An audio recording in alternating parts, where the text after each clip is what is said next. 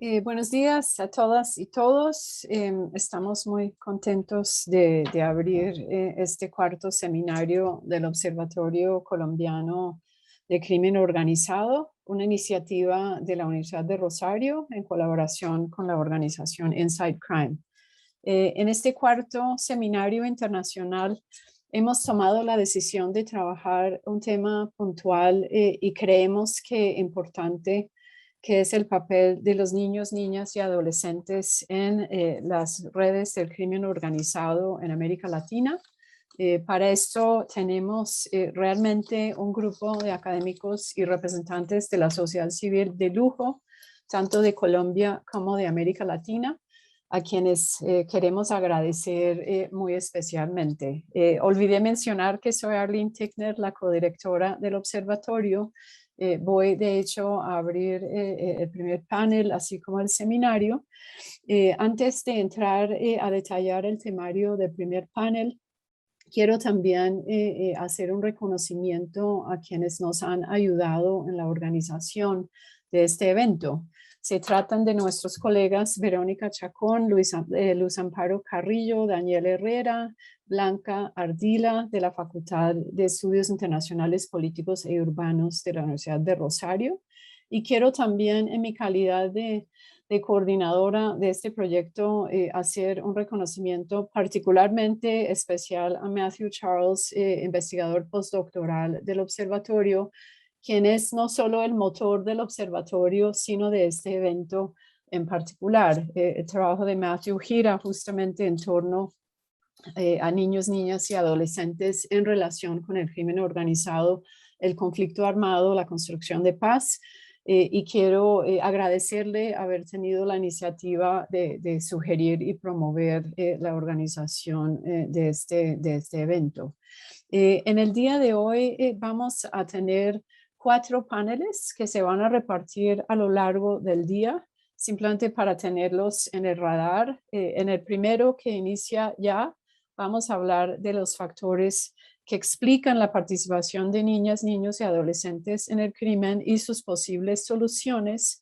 Posteriormente, vamos a adentrarnos en aspectos más específicos de esta problemática.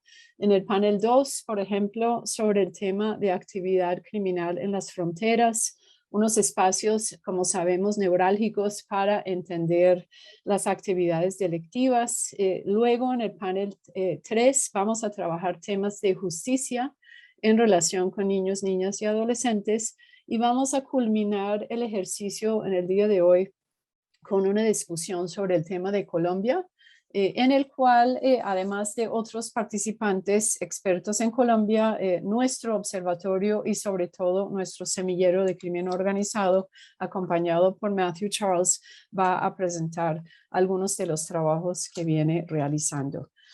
Antes de dar inicio entonces al primer panel y presentar a nuestros panelistas, quería simplemente recordar un par de reglas de juego. La primera, quienes están conectados aquí por Zoom, cuando tengan preguntas al final de los paneles, simplemente las dirigen en la pestaña de Q&A. Quienes nos oyen en redes pueden dirigir sus preguntas por ese medio y nos llegan aquí para poderlas también direccionar a nuestros panelistas. La segunda advertencia es que al cierre de cada panel vamos a cerrar también la plataforma de Zoom para poder organizar la siguiente mesa, con lo cual quienes desean continuar a lo largo del día pues serán desconectados del Zoom y tendrán que volver a entrar al inicio de cada panel. Al final de esta primera mesa de apertura les recordaré pues a qué horas nos volveremos a sesionar para el panel 2. Sin más, y con el acompañamiento aquí de mi perra, quiero presentarles a nuestro primer panel, que de nuevo nos hablará de factores que explican la participación y de niños, niñas y adolescentes en el crimen y sus posibles soluciones. En el día de hoy tenemos a Tiago Rodríguez. y Julia Quirino de la Universidad Federal Fluminense, que nos van a hablar del tema de crimen organizado y juventud en Brasil. Tenemos a José Miguel Cruz de Florida International University, que hablará de modos de desvinculación de las pandillas callejeras de Centroamérica.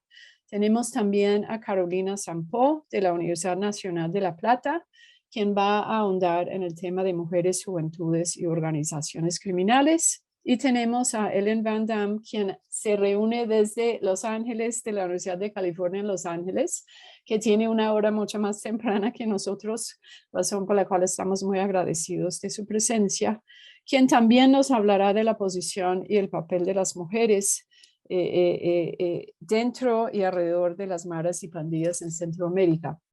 Hemos acordado que cada panelista hablará entre 10 y 15 minutos, seguido por lo cual pues abriremos a una sesión de preguntas, respuestas e interacción entre panelistas. Si están de acuerdo, pues podríamos arrancar en el orden que acabo de señalar, comenzando con la presentación de Tiago y Julia. Bueno, perfecto. Muchas gracias, Arlene, a ti y a Matthew, Charles, por la invitación.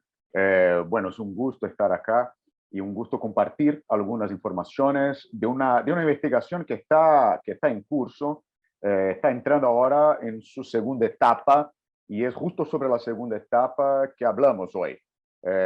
Tenemos una investigación sobre este conjunto de barrios de la zona metropolitana de Río de Janeiro, llamado Salgueiro, que es un conjunto de comunas, de favelas, que es uno de los centros más importantes de la criminalidad organizada en Brasil y uno de los más antiguos también. Entonces, para hablar sobre crimen organizado y juventud en Brasil, estoy acá con Julia Quirino, que me acompaña como estudiante de la maestría en estudios estratégicos y relaciones internacionales, acá en la Federal Fluminense. Y Julia, además de ser una brillante joven estudiante, también vive en esa comunidad, vive en Salgueiro. Y entonces esta es una ventaja en términos analíticos, pero también un riesgo para ella. Entonces le agradezco mucho, Julia, por tu coraje y por tu competencia. Bueno, la investigación, Julia, el primer slide, por favor.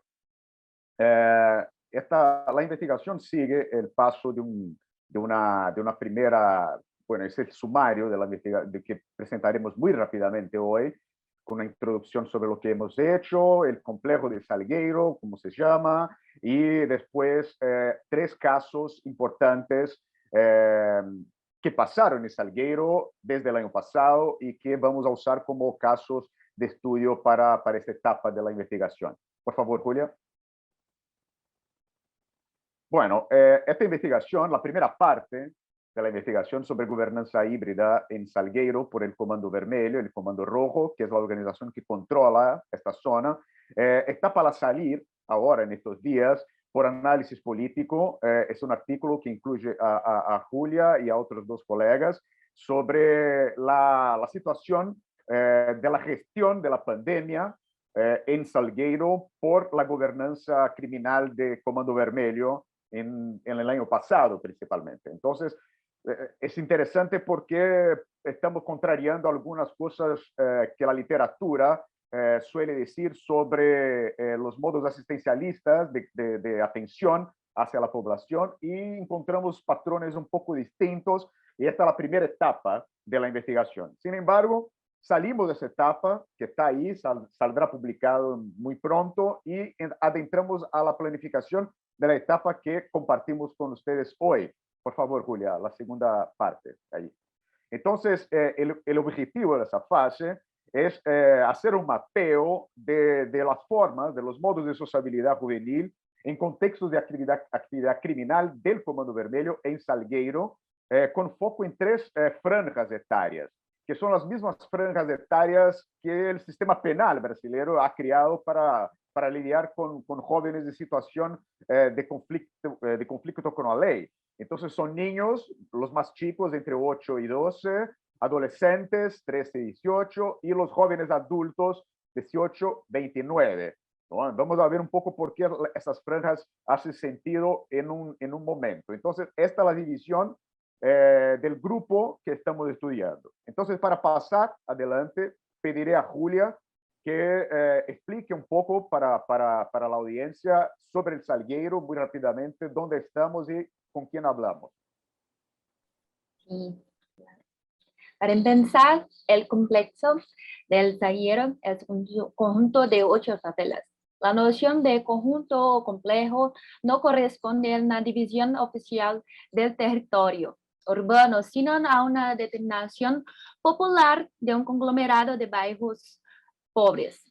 En Salgueiro hay más de 76.000 habitantes. Está ubicado en la zona metropolitana de Río de Janeiro, comandado por el grupo criminal más antiguo de Brasil, Comando Vermelho, Comando Oro o sigla CV.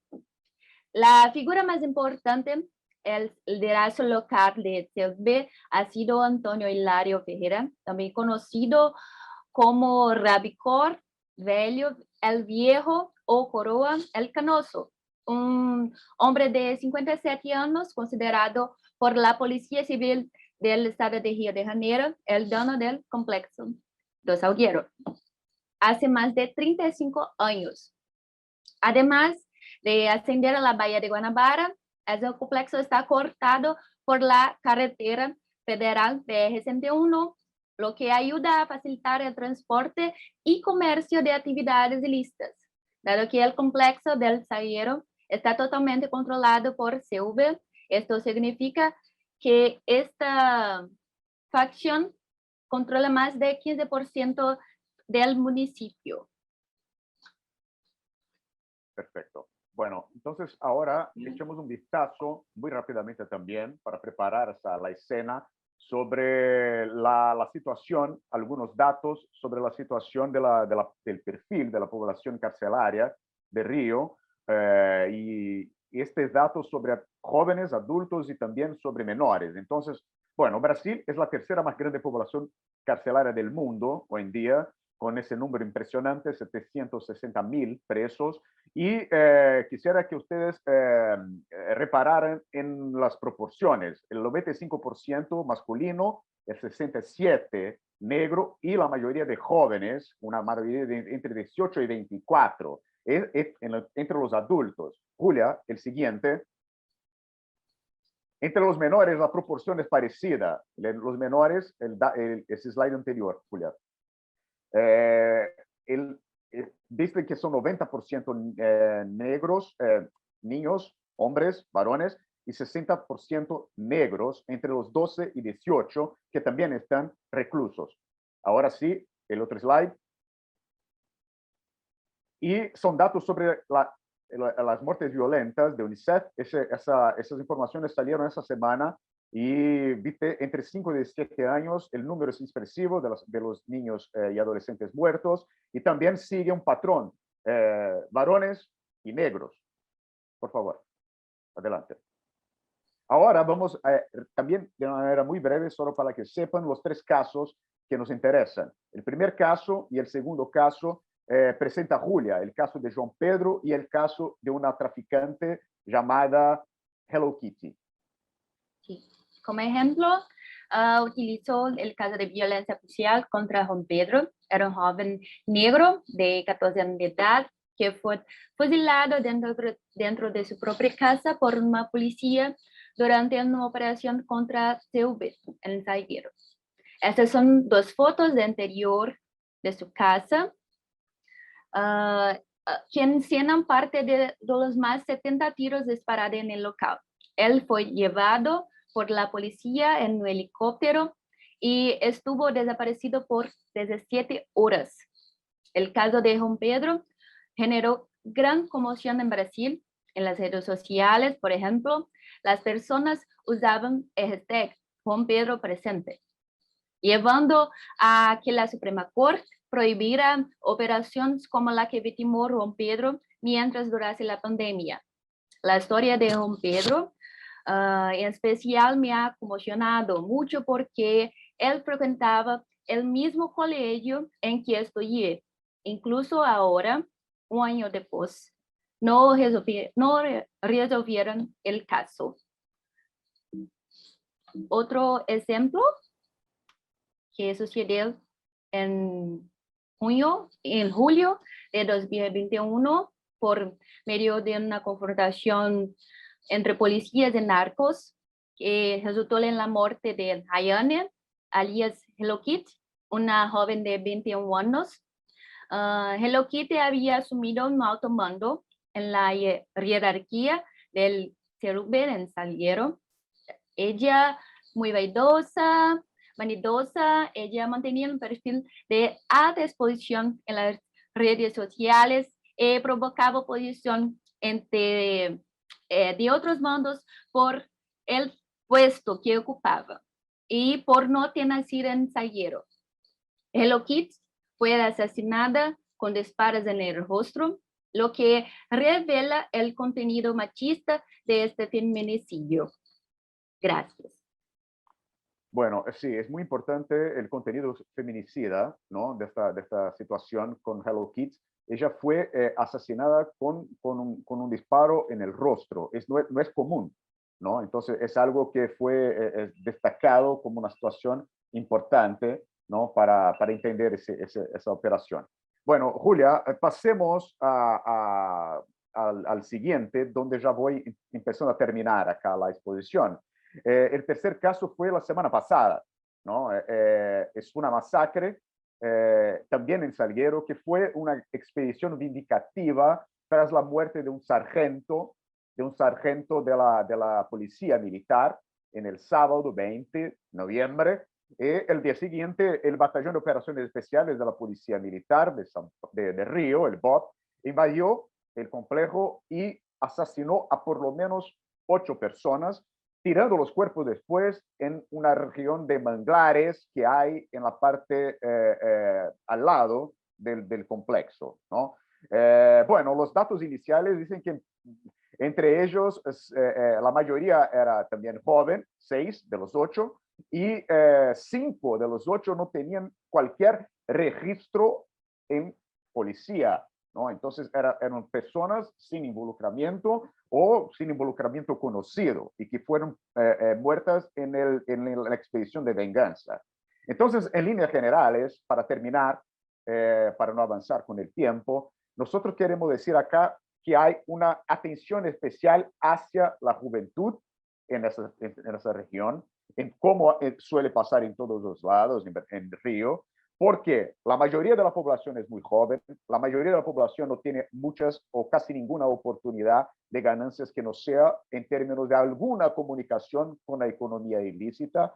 Hay una competencia por el espacio de gobernanza no entre el Estado y la organización criminal, sino entre organizaciones criminales, que son un ejemplo muy claro del concepto de simbiosis desarrollado por autores como Lessing y otros, ¿no? Que presentan muy bien esta relación entre el Estado y el Estado de hecho, o sea, el poder de hecho que funciona en estas zonas.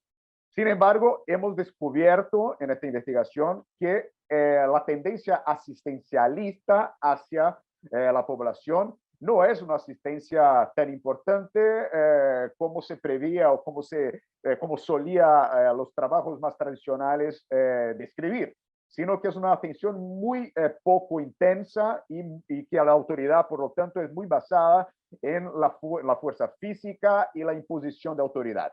Entonces, la población queda desasistida por todos lados y en una posición de fuego abierto, fuego cruzado. Hemos publicado ahora sobre el caso, Julia y yo, un policy brief, un texto muy breve que ustedes pueden acceder por el code que está ahí en la pantalla, o también podemos enviar directamente, que describe esta situación de la masacre de la semana pasada. Entonces, es un punto inicial.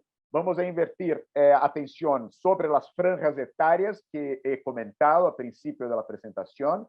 Vamos a poner atención especial en 3 eventos que siguen ahora, las fiestas de Navidad, de Año Nuevo, ¿no? Y también de Carnaval el año que viene. ¿no? Fiestas como esta, donde los niños son convocados, donde ferias son organizadas por el crimen organizado, son todos videos hechos por gente que vive en las favelas. Y viste, este fue octubre, Día de los Niños, en plena pandemia, la gente toda sin protección, y fiesta, bueno, apoyada e impulsada por el crimen organizado local para los niños. O sea, son hechos de propaganda muy importantes y también situaciones de exposición y ostentación de poder político y poder bélico, poder militar. Entonces, era un poco lo que queríamos compartir, ¿no? Los pasos siguientes tienen en cuenta que son las franjas etarias que hemos dicho, y la idea es intentar articular conceptos como de normalización de la violencia para intentar comprender cómo se da hoy en día el proceso de convocación y de involucramiento de los jóvenes en el crimen organizado del Comando Vermelho de Salgueiro, la segunda más importante comunidad de comunas y favelas en la ciudad de Río, y por lo tanto muy ilustrativa de la situación general en la ciudad. Bueno, muchas gracias por la atención y todos los comentarios serán, claro, muy bienvenidos. Muchas gracias, Tiago y Julia. Ahora vamos a dar un salto en el continente hacia Centroamérica y voy a ceder la palabra a José Miguel Cruz. Muchas gracias. En primer lugar, bueno, muchas gracias a la Universidad de Rosario, a Inside Crime, a Matt, a Arlene por la oportunidad de poder compartir nuestro trabajo sobre pandillas en Centroamérica. Déjenme intentar compartir mi pantalla para poder presentar el trabajo. Asumo que pueden ver mi pantalla, ¿cierto? Sí, ok. Este es un trabajo que intenta explicar cómo los jóvenes involucrados en pandillas se salen de las pandillas, y este es un trabajo comparado en el norte de Centroamérica, en El Salvador, Guatemala y Honduras. Este es un artículo que esperamos saldrá publicado pronto, y en el cual han colaborado también Jonathan Rosen y Yamil Mizrahi en este estudio. Déjenme, la pregunta fundamental es cómo se salen los jóvenes de pandillas institucionalizadas como las que existen en Centroamérica, ¿verdad? Y especialmente, ya Tiago y Julia se referían al concepto de gobernanza criminal, especialmente cuando pensamos en pandillas institucionalizadas. Estamos pensando también de pandillas que tienen la posibilidad de gobernar, de imponer su forma de gobierno dentro de las comunidades en las cuales están. Y esto me parece importante considerar la noción de gobernanza criminal en el tema de la desistencia, porque la mayoría de estudios, especialmente aquí en los Estados Unidos y en Europa, que abordan el tema de la desistencia pandilleril, básicamente lo asumen como un proceso fundamentalmente individual, ¿cierto? O sea, los jóvenes se meten a las pandillas y llega en algún momento, la mayoría de ellos se convencen de que no quieren estar en las pandillas, se aburren precisamente por maduración psicológica, emocional, se quieren salir de las pandillas y la mayoría se sale. Bueno, eso es lo que dice básicamente la literatura, basada, como digo, en Estados Unidos y en Europa. Sin embargo, aquellos de nosotros que estudiamos América Latina, estudiamos Centroamérica, Colombia, Brasil, las cosas no siempre son tan fáciles para los que están dentro de las pandillas. No es que decimos, ya me quiero salir y me salgo. No es así. ¿Es cierto? O sea, hay otros factores. Y lo que hemos intentado entender con este estudio es cuáles son los factores que juegan un papel fundamental para permitir que jóvenes que se metieron a las pandillas cuando tenían 12, 13 años, ¿cierto? Que apenas sabían lo que hacían, porque muchos de ellos nos lo dicen así. Yo me metí a la pandilla y no entendía qué me estaba pasando. Cuando tienen 21 años, casi todos están arrepentidos, ¿cierto? Pero cuando ya tienen 21 años ya han hecho muchas cosas, ya tienen una carrera criminal, y además ya no es tan fácil. Entonces, como digo, parte del asunto, parte de nuestro propósito es entender cómo sucede esto, especialmente en contextos de gobernanza criminal. Ya Leslie, por ejemplo, ha escrito mucho recientemente sobre eso y él lo concibe como la imposición de reglas o normas de comportamiento por una organización criminal. Y estas reglas no solo tienen que ver con los jóvenes, con los que integran las pandillas, sino que también en la comunidad e incluye otros actores dentro del territorio, ¿verdad? Esto implica que hay relaciones complejas entre las pandillas, la comunidad y otros actores obviamente dentro de la comunidad. Esto es lo que estoy mostrando aquí, son los datos en los cuales se basa este estudio. Se basa en encuestas con más de 2,000 pandilleros o ex pandilleros en Guatemala en El Salvador y Honduras. En Guatemala, lamentablemente, no pudimos concluir la encuesta porque justo cuando empezábamos a hacer la encuesta, llegó la pandemia y tuvimos que suspender. Pero sin embargo, hicimos varias entrevistas a profundidad con ex pandilleros en los 3 países y obviamente también muchas entrevistas con expertos. Y lo que vamos a presentar se basa en estos datos. En Centroamérica encontramos 3 formas fundamentales para salirse de pandilla, ¿verdad? En primer lugar, conversión religiosa, que ya ha sido estudiado en otros lados y también ha sido explicado en Centroamérica por distintos autores. El segundo tipo de salida de la pandilla es lo que hemos llamado el permiso secular, que es básicamente cuando el pandillero le pide permiso a la pandilla para salirse. Obviamente es un reconocimiento del poder de la pandilla, pero tiene que pedir permiso para salirse sin necesariamente ir o pasar por una conversión religiosa, ¿verdad? Es básicamente la persona no es que se convierta en evangélico, simplemente dice yo no quiero estar en la pandilla o me quiero retirar y pide los permisos. Este es el segundo tipo de salida. Y el tercero es el rompimiento o alejamiento, que usualmente en el caso centroamericano implica 3 cosas. Implica escondimiento, o sea, el joven se esconde de la pandilla, ¿verdad?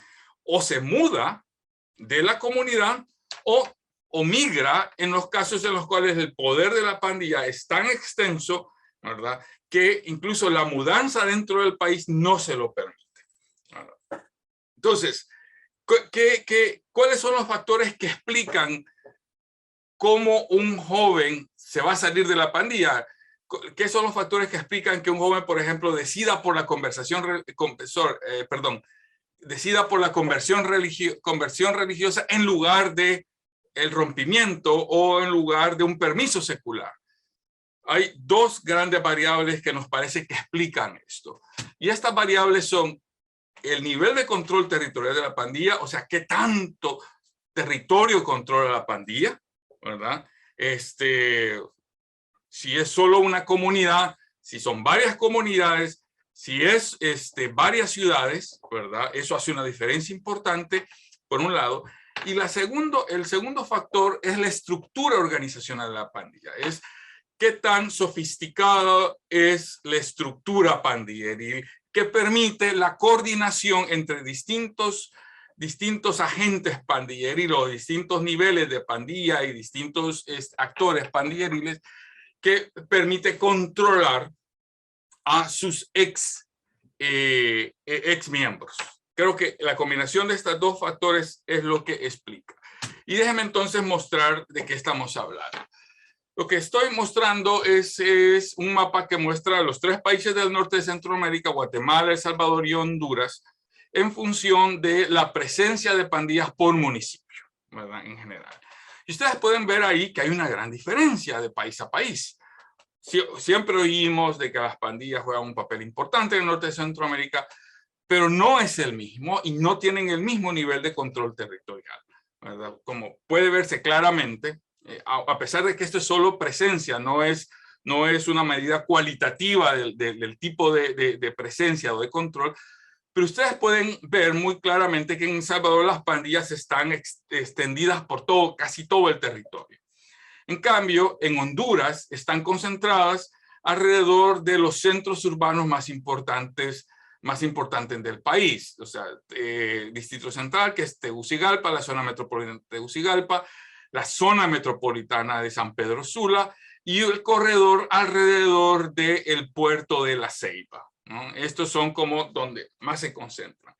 Y en Guatemala básicamente fundamentalmente están alrededor de la ciudad de Guatemala y algunas ciudades en la costa sur, en la costa pacífica de Guatemala. O sea, hay una gran diferencia y obviamente pueden ver que en El Salvador tienen mucho más poder. Esto en el tema de control territorial. En tema de estructura organizacional también encontramos diferencias importantes. A pesar de que suele decir, por ejemplo, y esto es muy frecuente en los medios, en la prensa, que la MS es esta pandilla transnacional que controla en todos lados y que es la pandilla más violenta y poderosa. Lo es en ciertos lugares, pero no lo es en otros lugares. Y esto lo pueden ver muy claramente aquí. Estas son las estructuras que logramos reconstruir sobre la base de las entrevistas de la MS en El Salvador y la de 18 en El Salvador. Y ustedes pueden ver el nivel de sofisticación organizacional que tiene la Mara Salvatrucha en El Salvador, con la clica siendo el nivel operativo más básico a nivel de barrio, luego que se agrupan en sectores que usualmente tienen que ver con ciudades, luego a nivel de programas que son regionales, y luego los liderazgos que funcionan como un consejo, como un board of directors a nivel nacional que coordina todas las acciones. Lo que pueden ver en este esquema es que hay mucha comunicación, ¿verdad? No solo hacia arriba, vertical, sino también horizontal, y esto permite el flujo de información muy rápida y muy coordinada a todos los niveles de la pandilla. La 18 en El Salvador es similar, pero es menos, pero su nivel de sofisticación es menor. Y por ejemplo, la 18 no tiene un consejo de líderes de la manera como la tiene la MS, ¿verdad? Ustedes pueden ver diferencias ahí. En Honduras hay una diferencia importante, por ejemplo, y es que en Honduras hay menos niveles organizativos intermedios y básicamente va de las clicas a los programas, ¿verdad? Y los programas a los líderes en prisión. Pero los programas funcionan de manera más bien independiente. Ustedes ven que no hay, por ejemplo, conexión operativa entre programas, de la manera como, por ejemplo, si la hay en El Salvador a todo nivel, ¿cierto? Y la 18 en Honduras funciona de manera similar. Se me está acabando el tiempo, pero quiero llamar su atención, por ejemplo, al extremo completamente opuesto del caso salvadoreño, el caso de la 18 en Guatemala. La 18 en Guatemala funciona de manera mucho más autónoma en función de clicas, ¿verdad? Y las clicas conectan directamente con los jefes que usualmente están en prisión. No hay mucho diálogo entre las clicas entre sí y no hay niveles, en realidad no hay niveles intermedios. Esto es lo que hemos puesto aquí, que son los líderes de las clicas, los hemos separado porque nos pareció interesante el hecho de que los líderes de clica funcionan como de manera independiente, pivotal con respecto a la clica y conectando con el líder que está en la prisión. De tal manera que lo que queremos decir con esto es que el nivel de organizacional de la 18, por ejemplo, en Guatemala, es mucho menos sofisticado, ¿verdad? Lo que le permite menos control más allá del barrio donde controla, que es completamente distinto a lo que sucede con la MS, con la Mara Salvatrucha en El Salvador. Ahora, ¿qué es lo que proponemos? Es este modelo en el cual combinamos el nivel de estructura organizacional de la pandilla y el control territorial. De tal manera que en aquellos lugares en donde por ejemplo, hay una estructura organizacional muy estructurada, como el caso salvadoreño, y extendida en términos de control territorial, la conversión religiosa es muy frecuente. Y es muy frecuente porque la conversión religiosa le permite al pandillero, ¿verdad?, salirse bajo un entendido por todas las pandillas, por todos los niveles de las pandillas, que el joven ya se ha alejado de todo crimen. ¿Y por qué la conversión religiosa? Porque la conversión religiosa, especialmente los evangélicos, es la única que permite enviar señales de cambios comportamentales, ¿verdad?, significativos, que le dicen a la ex pandilla, digamos, a la pandilla, que el miembro que acaba de desertar no va a ser una amenaza para ellos, ¿verdad? En la medida en que se mantenga dentro de la iglesia, en la medida en que se mantenga dentro de la religión, ¿verdad?, todas las pandillas, ¿verdad?, aceptan esa salida, ¿verdad? No solo las pandillas amigas, sino que también pandillas rivales. También encontramos permiso secular, pero en menor proporción. Ahora, si el nivel de estructuración de la pandilla es muy alto y el control territorial es limitado, encontramos más permiso secular, porque una vez el joven sale del barrio, ya la pandilla no tiene forma de supervisarlo, de controlarlo, y entonces debe dar permisos seculares.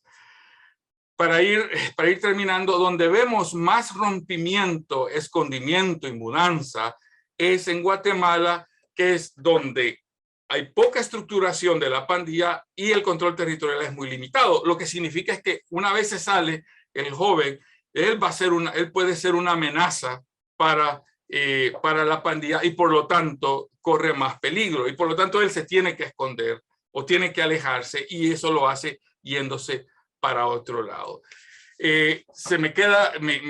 Me he comido el tiempo, me queda explicar algunas cosas, pero lo podemos dejar para las preguntas y respuestas, pero esto es básicamente un adelanto de lo que les quería presentar hoy. Muchas gracias por su atención. Muchísimas gracias, José Miguel. Sí, daremos oportunidad de que complementes, porque yo creo que ya van comenzando a aparecer unas preguntas sobre lo que acabas de presentarnos. Voy a dar la palabra ahora a Carolina Sampo, que no sé si va a hablar de toda la región o de su parte del continente que constituye también un salto hacia Sudamérica. Muchas gracias, Carolina. Muchas gracias, Arlene. Buenos días a todos y a todas. Muchas gracias a la Universidad del Rosario, al Observatorio, a Insight Crime y especialmente a Matthew por la invitación. Yo voy a tratar de hacer una cosa más rápida. No es una investigación en particular, sino es una especie de proyecto en el que venimos trabajando desde diferentes aristas, en las que indefectiblemente cuando hablamos de mujeres y crimen organizado, que es el tema central de nuestra investigación, aparece un poco lo que mostraban Tiago y Julia, estas edades, ¿no? Desde niñas y jóvenes involucradas en las organizaciones criminales, en las estructuras criminales. Entonces, me quiero concentrar en la cuestión de la invisibilidad, porque esto es algo que aparece constantemente cuando uno empieza a tratar de ver cuál es el rol de las mujeres en las organizaciones criminales, en las estructuras criminales dentro de nuestra región, específicamente de América Latina, y no nos queda claro si están siendo invisibilizadas por las organizaciones criminales, diría yo, casi como una estrategia para no llamar la atención de las law enforcement agencies, básicamente, o si son esas agencias las que invisibilizan a las mujeres. Y por eso tengo el cartel de buscados de la familia Arellano Félix que tienen al lado, donde pueden ver que no hay ni una sola mujer, ni una sola, a pesar de que había mujeres involucradas en la estructura. Y también tengo el caso de Emma, la esposa de El Chapo Guzmán, porque así se la conoce, más allá de las actividades que ella puede haber realizado, y de hecho obtuvo su condena reducida hace un par de días nada más, con el argumento, digamos, de tratar de criar a sus hijos en un ambiente distinto, en el cual ella había estado inmersa y demás. Y me parece que esto es importante porque muestra cómo desde el Estado se ven a las mujeres de las organizaciones criminales. Parece bastante difícil que se las identifique de forma directa como jefas, organizadoras, armadoras dentro de estas estructuras. Se da por sentado que cumplen un rol secundario, se da por sentado que están subordinadas de alguna manera a lo que un o varios hombres tengan para decir. Es muy interesante un artículo que sacó Cecilia Farfán Méndez de la Universidad de California, en San Diego, sobre el rol de las mujeres en el crimen organizado, y también hay otro de Solmini del año pasado, pero hay muy poca información sobre las mujeres en las organizaciones criminales, las mujeres en las estructuras criminales, sobre todo en América Latina, ¿no? Ahora, ¿cómo ingresan estas mujeres a las estructuras criminales? Y un poco retomando lo que decía Tiago de las edades, ¿no? Vemos ese ingreso muy paulatino, casi sin querer, entre los 8 y los 12 años, es decir, en una edad muy temprana. Esto tiene que ver sobre todo con que, y también lo que decía recién José, que están inmersos en esa situación, ¿no? Entonces parece muy difícil optar por una vida distinta, o sea, casi que parece lo natural estar vinculado de una forma o la otra a la pandilla, en el caso de Centroamérica, en el caso de las organizaciones criminales, a las organizaciones criminales.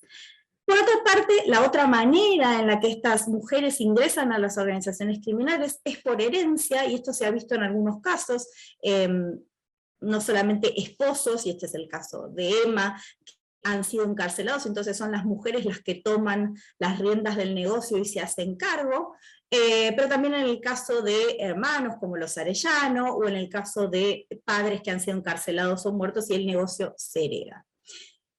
También lo hacen a partir de relaciones amorosas, y en esto uno podría ver si hay una estrategia por parte de una mujer que quiere tener una posición central dentro de la organización criminal, que tiene una ambición que puede tener que ver con el poder, que puede tener que ver con el dinero, y a partir de ahí se plantea el ingreso a la organización criminal a través de una relación amorosa, porque eso muchas veces implica llegar a lugares de poder mucho más rápido y mucho más fácil que si uno ingresa a partir del escenario donde actúa o por propia iniciativa. Pero también uno podría pensar que el vínculo es al revés, que en realidad es la forma más común de concebirlo, que son los criminales los que van a buscar a una mujer determinada, generando esa relación amorosa y de alguna manera la arrastran al mundo criminal. Pero digo, vale la pena llamar la atención sobre que no siempre es el caso. Y finalmente, por propia iniciativa, e insisto sobre esto, muchas veces perdemos la visión de que puede haber mujeres que tengan intención de formar parte de negocios criminales, así como hay hombres, no tiene por qué no haber mujeres, que deciden ingresar a las organizaciones criminales, que tienen como objetivo ascender dentro de esas organizaciones criminales para generar ganancias, para mejorar su posición, para tener una vida distinta a la que vienen teniendo por el motivo que sea. Y en esto hay una cuestión también que tiene que ver con romantizar lo que es, creo yo, con romantizar lo que es la vida en el mundo criminal, que muchas veces está vinculada también a las series de televisión, bueno, en el caso de México, los narcocorridos, o sea, toda una cultura en torno a las organizaciones criminales. Pero ¿cuáles son los roles que las mujeres ocupan en estas organizaciones criminales? Especialmente cuando son muy jóvenes, muy niñas diría yo, hacen pequeños trabajos que tienen que ver con base de la pirámide. En México les llaman halcones, nosotros hablamos de campanas, es decir, mujeres que pueden ser niños también, que llaman la atención mientras se comete un delito determinado, para ver si viene la policía o no viene la policía, y cumplen esa función. Pero también cumplen funciones más vinculadas, como generar extorsiones, llevar adelante extorsiones de parte de los que forman parte de la cúpula de la pirámide. En el caso de Centroamérica esto se ha visto recurrentemente, niñas muy, muy pequeñas llevando papeles a los comerciantes diciendo que tienen que pagar una tasa determinada. Y esto pasa bastante desapercibido, pero es el lugar lógico que se le da a las mujeres dentro de las organizaciones criminales, cuando se piensa sobre todo desde el Estado, como decía al principio. Hay otros dos, por lo menos hay otros dos, trabajos que llevan adelante estas organizaciones criminales. Son lavadoras de dinero, y en esto me refiero específicamente al trabajo de Cecilia Farfán en México, como decía recién. Ella hizo un estudio sobre cómo las mujeres mexicanas, sobre todo de clase alta, funcionan como lavadoras de dinero, porque esto no llama la atención, siendo que son de clase alta, de posiciones adineradas, entonces recibir en su cuenta una determinada cantidad de dinero no levanta ninguna alarma. Y la segunda cuestión, que me parece que es la más representativa de cuánto daño se puede hacer más allá del género que uno tenga, es el tema de la trata de personas, porque aquí tienen un espacio, tienen un rol dual, digamos. Muchas veces son víctimas, claramente, son engañadas, son tratadas, son explotadas sexual o laboralmente, pero muchas veces también se encargan de regentear ese negocio. Son las que generan la captación, son las que se encargan del cuidado y la movilidad de la víctima. Ustedes saben que cuando hablamos de trata siempre hay movilidad, que puede ser dentro del país o puede ser hacia el exterior, pero hay una movilidad de espacio territorial, y también muchas veces para salir de la situación de trata adoptan este papel de captadoras, ¿no? Se vuelven a reclutar a otras mujeres para intentar salirse de esa vida. Y esto es algo que muchas veces se pierde de vista, ¿no? El rol de las mujeres dentro de la trata de personas. Lo cierto es que las mujeres también en las comunidades actúan como vínculo, como puente entre las organizaciones criminales y las comunidades. Y creo que en eso el trabajo de Tiago y el trabajo de Julia puede ser muy interesante para echar luz sobre esa relación, ¿no? Estas fiestas, de alguna manera organizadas por las organizaciones criminales, cómo son llevadas adelante. Creo que, por lo menos en el caso de Argentina, queda claro que las organizaciones criminales hacen pie de la mano de las mujeres que son líderes dentro de las comunidades, ¿no? Se valen de ese liderazgo, y muchas veces a esas mujeres que pueden no estar necesariamente involucradas en con las organizaciones criminales, les sirve para el bien de la comunidad, ¿no? Y ahí la pandemia puso mucho de manifiesto cómo repartir alimentos, repartir útiles escolares, cumplir funciones de provisión de bienes y servicios, como decía José, ha tenido mucho que ver con lo que las organizaciones criminales llaman, o lo que las organizaciones criminales hacen dentro de esos espacios territoriales, y nosotros llamamos gobernanza criminal, y donde las mujeres funcionan muchas veces como vínculos. Entonces, para ir cerrando y cumplir a rajatabla con el tiempo que me han pedido, me parece que lo importante acá es ver que las mujeres sí tienen un rol dentro de las organizaciones criminales, que ese rol está diferenciado, o sea, puede tener que ver con cuestiones muy pequeñas, pero que hacen al funcionamiento de las organizaciones criminales, pero también hay otro tipo de trabajos, de papeles que son más importantes, y a pesar de eso resulta difícil que las agencias estatales las vean como actores del crimen organizado. Siempre las ponen como al costado, y por eso traía el caso de Emma Coronel, ¿no? Porque me parece que es bastante esclarecedor. Claramente muchas de estas mujeres son cooptadas o coercionadas durante su más tierna infancia, en los espacios donde habitan, y aquí la legitimidad que ganan las organizaciones criminales en la imposición del orden criminal es muy, muy importante, porque a partir de estas acciones, como mencionábamos recién, de provisión de bienes y servicios públicos, ganan legitimidad, y es mucho más fácil para esas mujeres entrar casi sin darse cuenta a las organizaciones criminales. La violencia, saben todos ustedes, no tiene solamente que ver con el hecho de ser mujer, en estos contextos en particular tiene que ver con el accionar del crimen organizado. Creo que el caso de Hello Kitty que mencionaban Tiago y Julia es bastante interesante, en tanto es una mujer que asciende en una cúpula y es asesinada con saña, diríamos nosotros, por el hecho de ser mujer y por el hecho de ocupar un espacio de poder. Me parece que también vale la pena llamar la atención sobre eso. Finalmente, un par de preguntas para que todos pensemos, y como decía Arlene al principio, bueno, a lo mejor escribamos algo para cerrar estas jornadas. ¿Cómo hacemos para evitar que las mujeres ingresen a las estructuras criminales? ¿Y cómo hacer que el futuro valga más que un presente cómodo? Me parece que con esto dejo abiertas las preguntas que puedan tener. Muchísimas gracias. Muchas gracias, Carolina. Y ahora voy a dar la palabra a Ellen Van Damme, quien nos va a hablar también de mujeres en el contexto de Centroamérica. Muchas gracias. Voy a empezar a compartir mi pantalla. Bueno, espero que me puedan escuchar, pero no puedo hablar muy fuertemente porque son muy temprano aquí y estoy compartiendo una casa que tiene paredes muy finas, lastimosamente. Lo que voy a presentar hoy es mi estudio doctoral en el tema de mujeres tanto adentro que alrededor de las maras y pandillas en Honduras. Actualmente estoy en una posición de postdoctorado en la Universidad de California de Los Ángeles, donde estoy estudiando el tema de mujeres que migran desde el corredor seco de Honduras hacia los Estados Unidos. Perdón, voy a cambiarlo. Ok.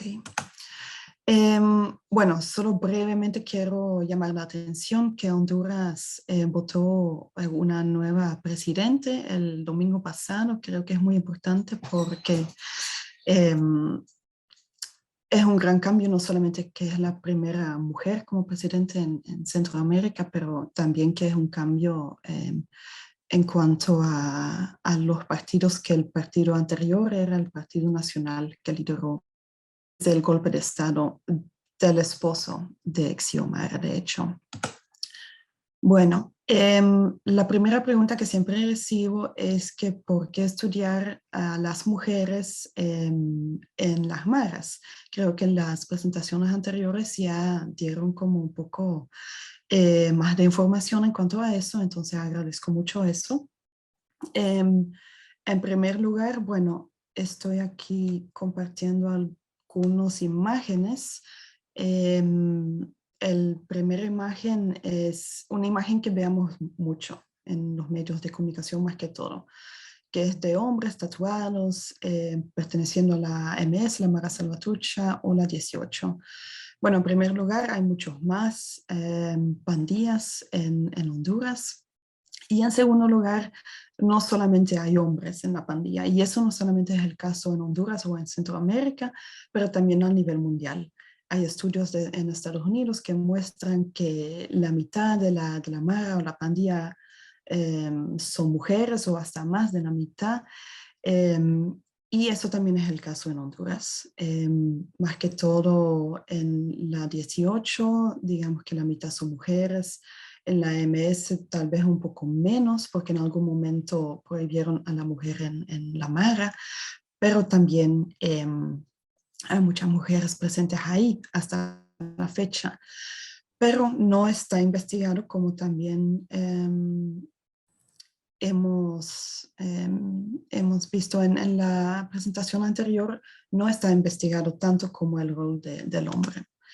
Entonces yo investigué la posición y el rol de las mujeres tanto adentro que alrededor de las maras y pandillas, que significa que yo entrevisté 65 personas, entrevistas a la profundidad, que eran más que todo mujeres activas en la mara o pandilla, o que tienen un pasado ahí, o hermanas, esposas, madres, de pandilleras o pandilleros, o mujeres que viven en sectores que están dominados por la mara y pandilla. Encima de eso también hice observaciones por alrededor de un año y algunos grupos focales. Bueno, la historia que yo cuento con mi tesis de doctorado, lo que voy a empezar a publicar, espero pronto, no es la historia que la mayoría de la gente está esperando, porque quieren historias en cuanto a los homicidios, las violaciones y no sé qué. La historia que yo cuento es la historia que quieren contar las mujeres, es su historia. Entonces, en base a eso, yo construí como un marco conceptual que llamo la ecología de violencia y silencio. Y brevemente voy a pasar por los 4 ejes de esa ecología. Bueno, la primera es la sociedad, que es una sociedad patriarcado, marcado por el patriarcado e inseguridad de género. En primer lugar, hay el tema del patriarcado y el machismo, donde los hombres se sienten apropiados en cuanto a las mujeres y las masculinidades y feminidades son muy tradicionales. Estamos hablando de una masculinidad vinculada a la agresión y el dominio, tanto a cuanto a mujeres que a otros hombres, pero más que todo en cuanto a mujeres, roles de género muy rígidos y normas masculinas que valen mucho más que normas femeninas. Y eso es tanto dentro de la mara que afuera de la mara, en toda la ciudad, en toda la sociedad.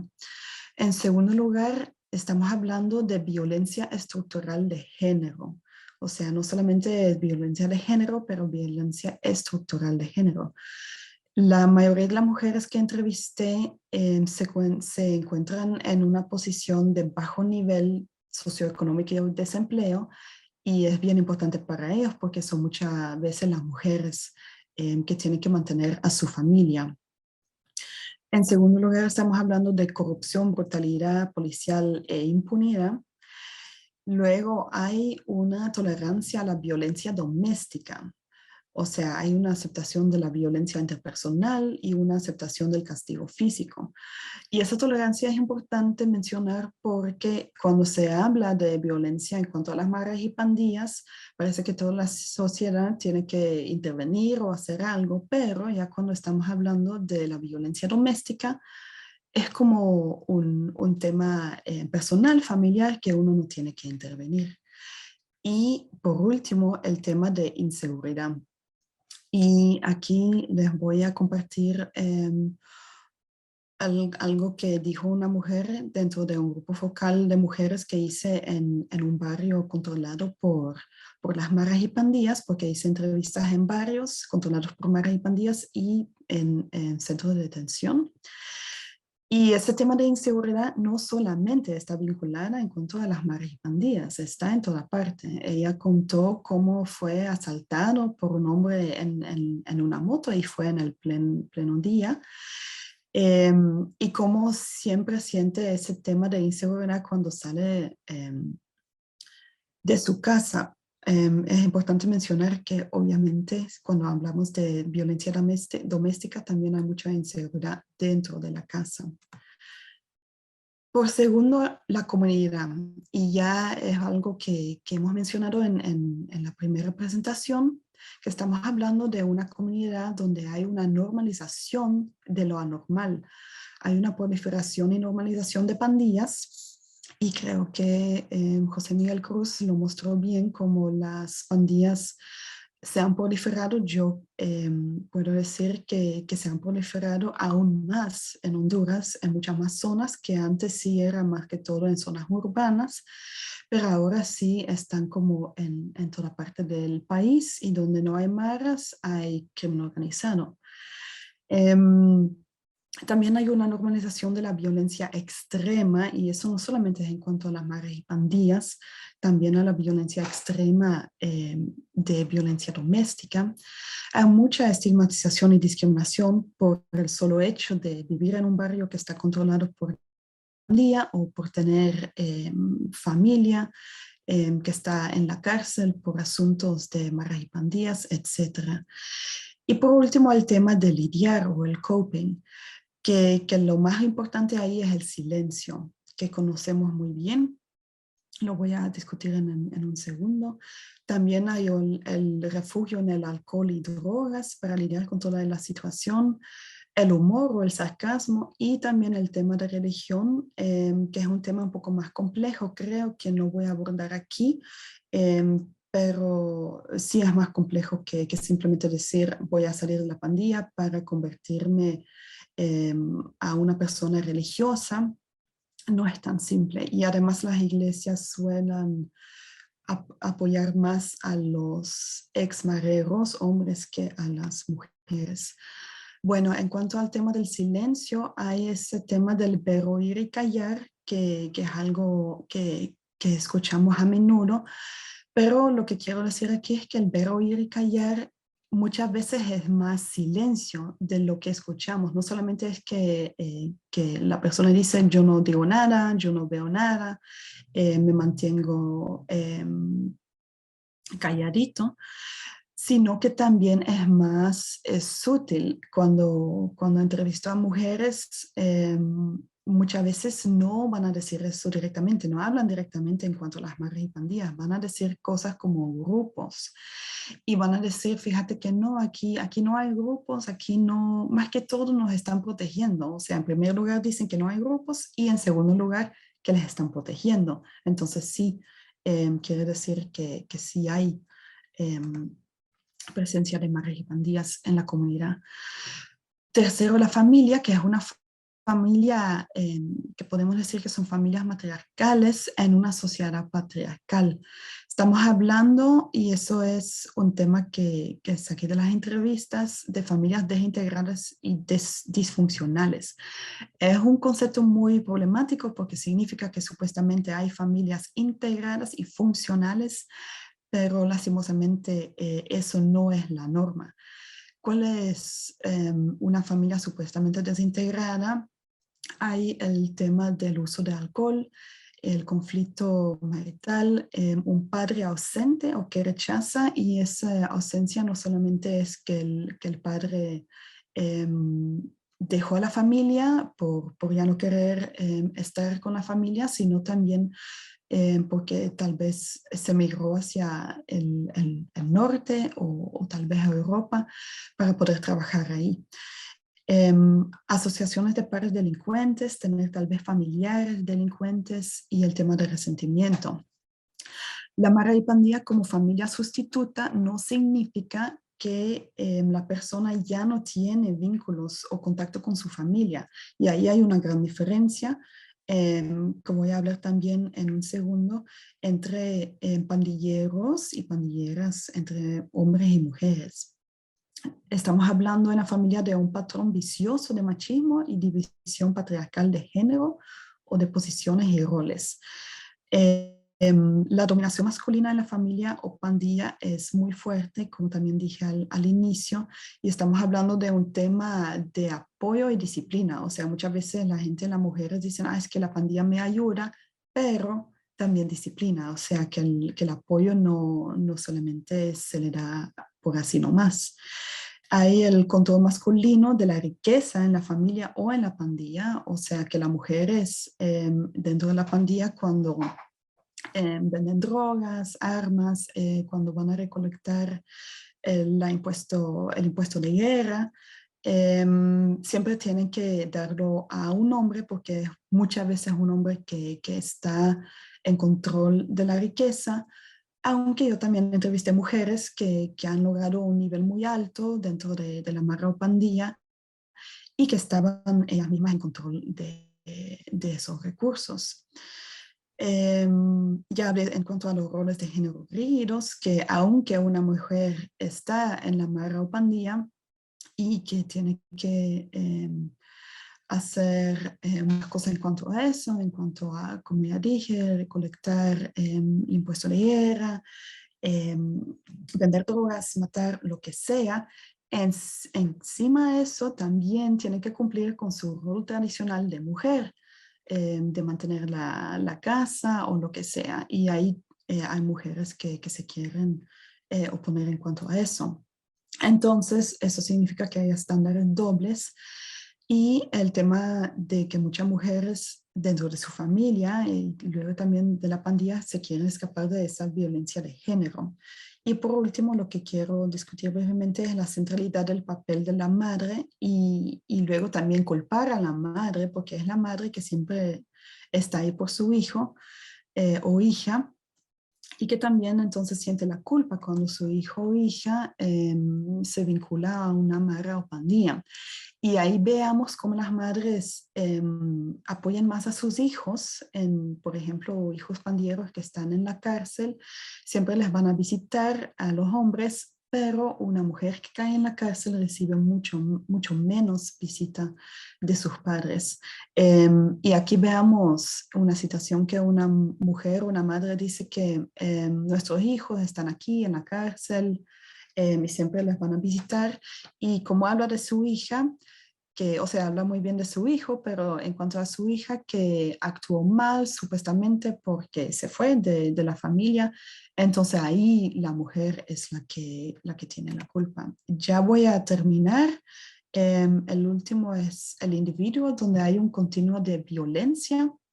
Violencia intrafamiliar en la infancia, el tema de adultificación, vigilancia de cuerpos de niñas y mujeres y el tema de respeto. Muchas mujeres entraron por la mara o pandilla por problemas en la casa.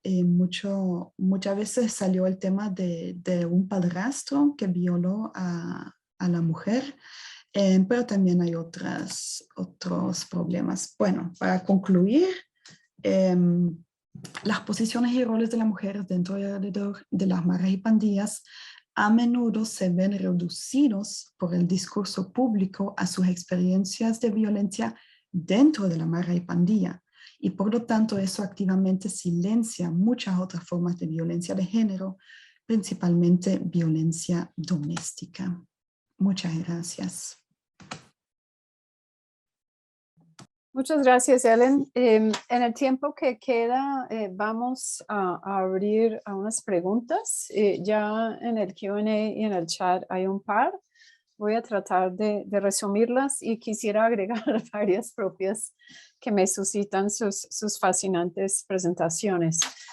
Una de las preguntas que apareció desde el inicio, escuchando la presentación de Tiago y Julia, pero creo que aplica a todas, es sobre el rol del Estado. Hemos ya analizado distintas expresiones de participación, tanto juvenil como de mujeres en actividades criminales.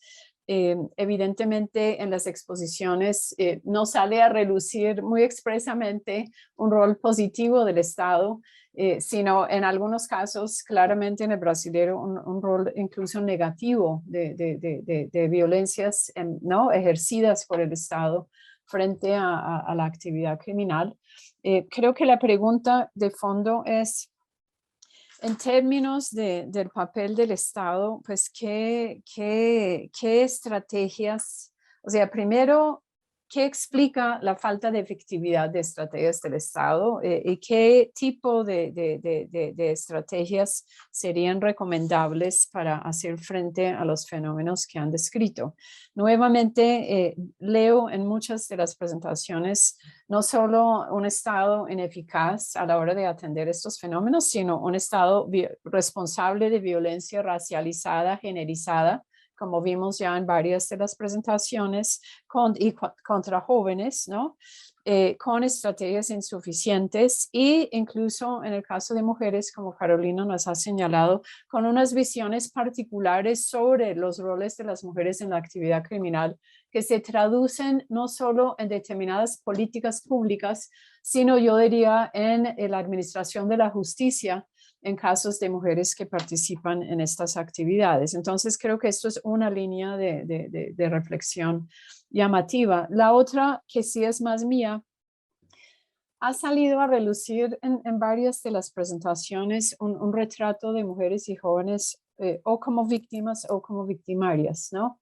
Y quisiera quisiera preguntar en voz alta si ese binario ¿no? confunde más de lo que esclarece a la hora de hablar de estos fenómenos. Y en caso dado, ¿qué alternativas habría para poder ¿no? ahondar en los distintos roles desempeñados por mujeres y jóvenes, así como en la tipificación de su participación en tanto víctimas o victimarios que trascendiera esta forma dicotómica de entender el problema? Hay un par de preguntas en el Q&A ya más específicas. A José Miguel se le pregunta si la Mara Salvatrucha tiene actividades en Sudamérica, en caso afirmativo, ¿en dónde? Y en el caso de Carolina, pues no una pregunta, pero la voy a convertir en tal, pues si algo quisieras decirnos de estructuras criminales de las mujeres en Sudamérica. Podemos también, voy a lanzarlas todas y dar tiempo pues a cada uno un poquito, porque nos quedan 15 minutos. Aquí hay una pregunta también sobre la salida de las mujeres de las maras o pandillas. José Miguel nos ha hablado de maras en general. ¿Es similar a las estrategias utilizadas por jóvenes masculinos? Es la pregunta que se nos plantea Lucía Gutiérrez. Y simplemente volviendo a toda la discusión de patriarcado y género que atraviesa la presentación tanto de Ellen como de Carolina, Eduardo Rustoy nos hace una reflexión interesante en el chat sobre la muerte de Hello Kitty, justamente en donde señala que un disparo o impacto de proyectil en la cara o rostro tiene una carga simbólica muy importante. Entonces creo que han hablado ya de cómo esto podría entenderse o como feminicidio o violencia generalizada, pero me parece que la observación que hace él pues reafirma nuevamente la importancia también de pensar estos problemas en clave tanto de género como de raza, ¿no? Aquí voy a dejar y tal vez si están de acuerdo, les voy a dar a cada uno unos 3 minutos y comenzamos al revés si quieren. Primero Ellen, después Carolina y después José Miguel y después Tiago y Julia.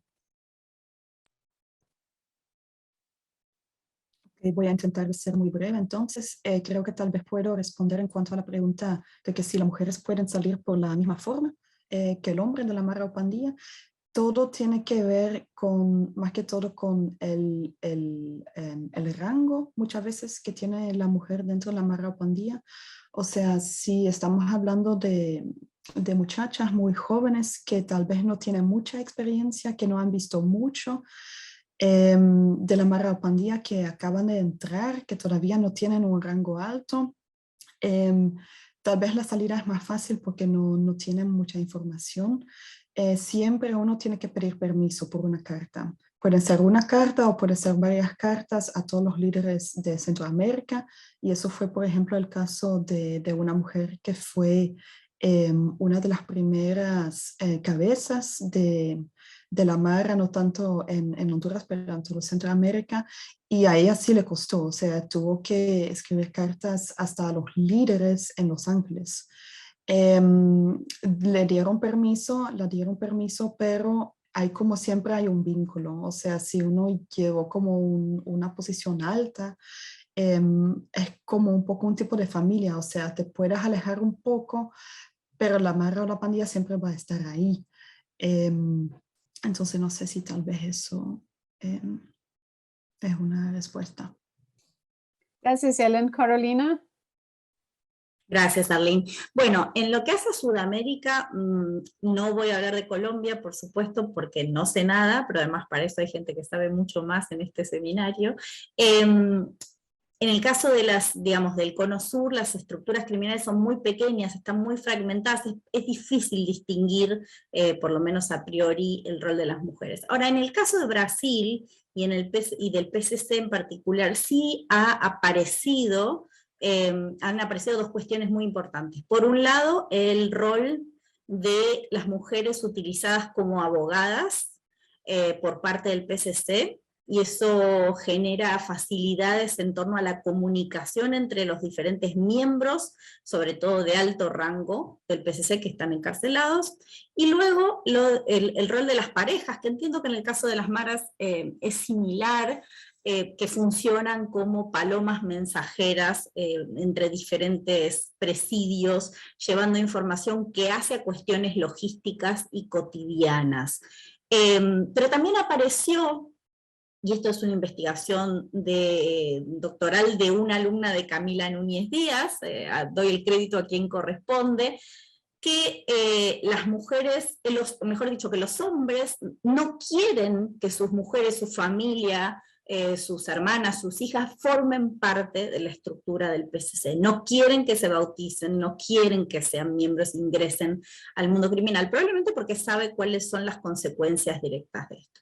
Eso por un lado. Y por el otro lado, retomando lo que decía Arlene del Estado, que me parece que es central para poder llevar adelante la discusión y para poder debatir soluciones para evitar que los niños y niñas y jóvenes en general formen parte de las organizaciones criminales. Creo que el Estado cumple esta doble función, ¿no? Por un lado, no creo que sea ineficiente, creo que directamente no hay estrategias para combatir al crimen organizado en general. No reconocemos, en la mayoría de los estados de nuestra región por lo menos, no reconocemos al crimen organizado como un problema central y por tanto no desarrollamos estrategias para prevenir, por ejemplo, el involucramiento de niños, niñas y jóvenes, sobre todo desde la más temprana edad, que sería un trabajo no tan difícil desde la educación primaria y secundaria, ¿no? Desde la socialización de esos niños y niñas. Y la otra cuestión es lo que mencionábamos de cómo el Estado, o mejor dicho, cómo las agencias del Estado y quienes las componen reproducen un modelo patriarcal donde no pueden divisar a las mujeres como jefas, digamos, ¿no? Y acá coincido con Arlene que hablar de víctimas o victimarios o victimarias no tiene mucho sentido, me parece que somos todos muchas cosas al mismo tiempo, ¿no? Y esa categorización binaria no ayuda. Había que buscar una alternativa, pero bueno, yo no tengo sugerencias por el momento. Gracias. José Miguel, voy a sumar una pregunta que se me olvidó. Escuchando tu presentación y como varios han hablado de gobernanza criminal, me llamó la atención el hallazgo que nos mostraste al final, en el sentido de que sugieres que mayor control territorial y estructura organizacional pandillera más jerarquizada, más articulada, si se quiere, redunda en formas de salida mediante la conversión religiosa o el permiso secular, ¿no? Mientras que en aquellos casos de menor control territorial y menor jerarquización organizacional, la salida más bien es la ruptura o el alejamiento, como observaste en el caso de Guatemala. No sé si es por mi ignorancia o qué, pero yo habría imaginado prácticamente que sería al revés, en el sentido de que, ¿no? Entre mayor control, entre mayor ejercicio de gobernanza, entendido tanto territorialmente como organizativamente, ¿no? La forma de salida principal más bien sería huir porque, ¿no? El control es mucho mayor. Entonces, simplemente quiero agregar esa inquietud a tu intervención. Muchas gracias, Arlene. Comienzo respondiéndote a eso. Yo estoy de acuerdo con eso porque antes de comenzar el estudio también eso hubiese sido mi presunción, ¿cierto? Pero sobre la base de lo que vimos y de manera muy clara, lo que entendemos, y hay un artículo que está a punto de salir sobre el tema de la conversión religiosa, es que es más frecuente la conversión religiosa en los casos de mayor gobernanza, porque la gobernanza no solo implica control sobre los individuos, también implica control o coordinación con instituciones. Y las iglesias evangélicas coordinan mucho con las pandillas a nivel local. Y las iglesias evangélicas incluso terminan colaborando con las pandillas en los procesos de desistencia, porque son las que le dicen a las pandillas, este tipo está cumpliendo, se ha convertido de verdad y este no. Entonces las pandillas usan esa capacidad de coordinación con las iglesias evangélicas para mantener, para validar el hecho de que alguien se sale o no se sale de las pandillas. En cambio, si la pandilla no tiene mucho poder, mucho control, el pandillero tiene más posibilidades de salirse y de irse y no tiene ninguna consecuencia porque la pandilla no tiene la capacidad para alcanzarlo después, porque es más débil y no tiene tanto control territorial. Así es como funciona un poco la lógica. No sé si me he explicado, pero es un poco lo que encontramos. Rápidamente, el rol del Estado. Yo creo en este rol del Estado me parece a mí que es un punto fundamental, y en este sentido yo estoy de acuerdo con en cierto modo, con este concepto de Javier Ollero del Estado ambivalente, que es este Estado que simultáneamente a veces lucha contra la pandilla, ¿verdad? Y simultáneamente a veces también colabora o permite espacios a la pandilla a nivel, o organizaciones criminales a nivel local, ¿cierto? Y eso genera dinámicas que a final de cuentas permiten esta gobernanza criminal. Sobre la MS en Sudamérica, hay reportes de aparecimiento de la MS, pero ojo, las pandillas centroamericanas aparecen y desaparecen como producto de esta